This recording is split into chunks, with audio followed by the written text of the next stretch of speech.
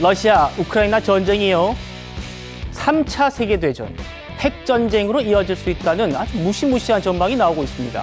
전장의 기세가 지금 러시아로 좀 넘어가다 보니까 미국이 조금 전에 우크라이나의 대인지로의 설치도 허용했다고 합니다. 그에 앞서선 러시아 본토를 향한 장거리 미사일 사용도 승인을 했지요. 지금 이겁니다.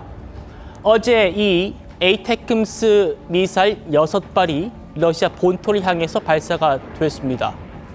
지금 엄청난 굉음과 함께 미사일이 날아가고 곧 또다시 다른 미사일이 상공으로 솟구치는 그런 영상 보고 계신데요. 지금 이 보시는 장면이 어제 발사된 미사일인지는 불분명하고요. 에이테크스 미사일 영상이라고 올라온 겁니다. 오늘 깊이 있는 분석해 주실 김열수 실장님 모셨는데요. 실장님, 네. 우크라이나가 저 미사일 쏜 곳이 크루스크가 아니라면서요. 어디입니까? 러시아 본토에? 예, 저기는 크루스크가 아니고요. 브란스크주 카라체프에 있는 탄약고를 공격을 했는데요. 네. 여기 이제 그 브란스크주가 어디냐면 벨라루스하고 인접해 있고 그러면서 크루스크주하고 그 사이에 있는 거예요. 그럼 여기서 이제 뭘 하느냐 하면은 주로 크루스크주에 있는 러시아 군인들하고 북한 군인들한테 거기에 무기 대주고 병력 좀 보충했다가 거기서 대주고 하는 그런 역할을 하는 거거든요. 거기에 군사기지가 많이 있습니다. 그 중에 이제 죄송합니다. 탄약고를 이번에 에이테크스로 공격한 것으로 그렇게 보입니다. 예, 그 탄약고가 아마 북한산 포탄이 많이 있다 이런 얘기가 있더라고요. 아무래도 이제 북한에서 간 게 그 컨테이너로 한 2만 개 갔으니까요. 2만 개를 뭐 포탄으로 따지면 930만 발 정도 되지 않겠습니까? 그쪽으로 이제 이동을 시켜가지고 거기서 아마 크루스크주에 있는 러시아군하고 북한군한테 보고받는 그런 역할을 했던 것으로 알려져 있습니다. 네.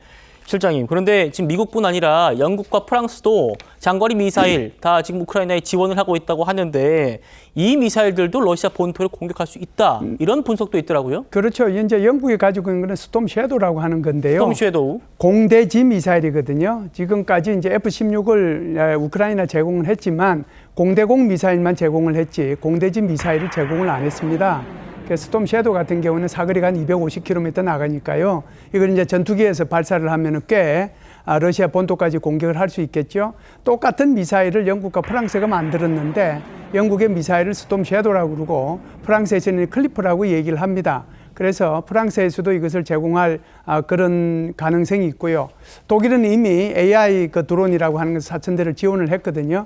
그래서 그런 것들을 보면은 전세는 점점 객화되고 있다 이렇게 볼 수 있습니다. 예, 실장님 조금 전에요 속보가 전해진 게 미국이 우크라이나에 대인지로의 설치도 승인을 했다 이런 네. 소식이 지금 미국 언론을 통해서 전해지고 있습니다. 지금 전황이 우크라이나가 지금 좀 밀리고 있는 상황이다 보니까 러시아의 진격을 늦추기 위한 것이다 이렇게 좀 평가를 했던데요. 맞습니까? 어떻게 네, 보세요? 아무래도 이제 지뢰라고 하는 것 자체가 공격하기 위해서 지뢰를 매설하지는 않지 않습니까?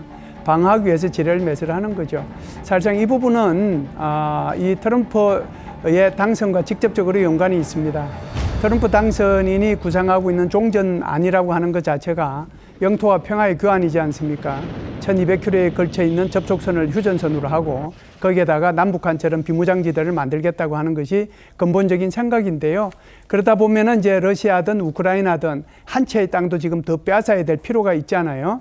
그렇기 때문에 지금 전쟁이 조금 이제 격화되고 있는 그런 상황인데 그러다 보면은 결국은 이제 러시아가 크루스크 지역을 탈환을 해야 될 필요성이 있는 거거든요. 네. 그러니까 이제 그렇게 탈환을 하면은 러시아의 승리이자 북한의 승리가 될 수도 있단 말이죠.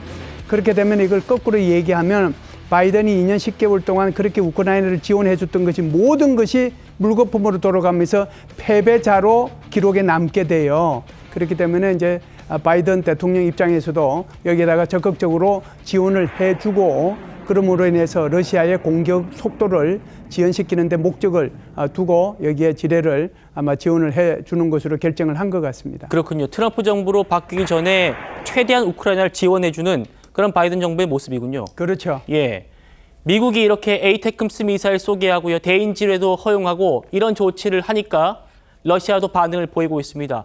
푸틴은 뭐라고 하냐면 핵 얘기를 합니다. 러시아 외무장관 얘기 들어보시죠. То, что атакамс использовался неоднократно, это, конечно, сигнал о том, что ну, они хотят эскалацию.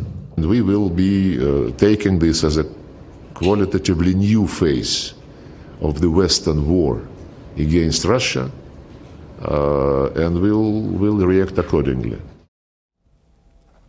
자, 실장님. 네. 크렘린군 대변인도요. 우크라이나가 앞으로 더 미국의 에이테크스나 스톰 쉐도우나 이런 미사일을 쓰면 핵 대응이 뒤따를 수 있다 이런 말도 하고요. 3차 대전 얘기도 합니다. 여기서 이제 핵전쟁 얘기가 나오는 거군요.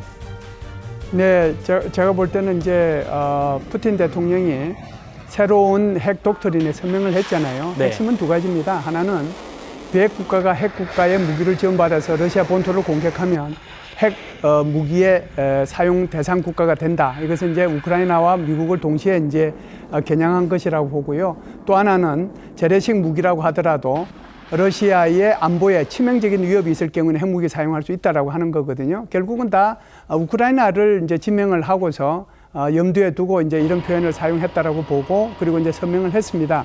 그러면서 이제 한편으로는 이제 제3차 세계대전을 얘기하고 핵전쟁을 얘기하는데요. 네. 핵무기가 그렇게 쉽게 사용될 것 같지는 저는 않다라고 생각을 하고요.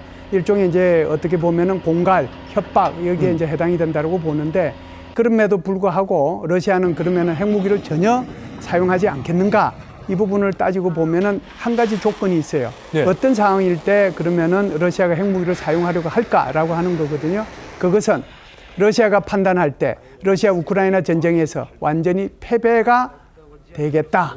이제는 패배가 됐구나. 이런 생각을 할 즈음에는 아마 강대국의 위상으로서 또 핵무기를 가진 국가로서 절대로 이것은 푸틴이 받아들일 수 없기 때문에 그때는 핵무기를 사용할 가능성이 있다. 그러나 그 전까지는 아무리 지금 얘기를 하더라도 그것이 곧 핵전쟁으로 연결되지는 않을 것 같다는 것이 일단 제 생각입니다. 예.